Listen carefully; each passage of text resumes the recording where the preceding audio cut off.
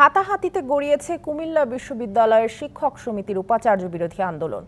রবিবার দুপুরে উপাচার্য তার দপ্তরে প্রবেশ করতে গেলে বাধার মুখে পড়েন।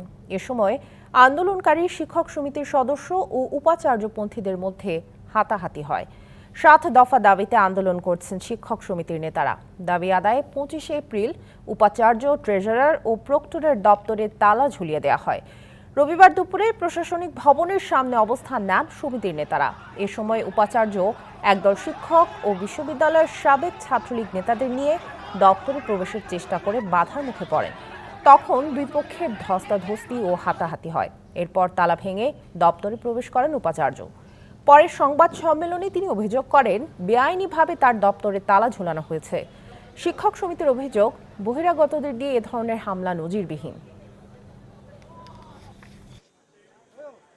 সিন্ডিকেটের যারা বডি, সেটা হচ্ছে আমার চেয়ে উপরে, সেটা হচ্ছে একেবারে ইউনিভার্সিটির হাইয়েস্ট অ্যাডমিনিস্ট্রেটিভ বডি।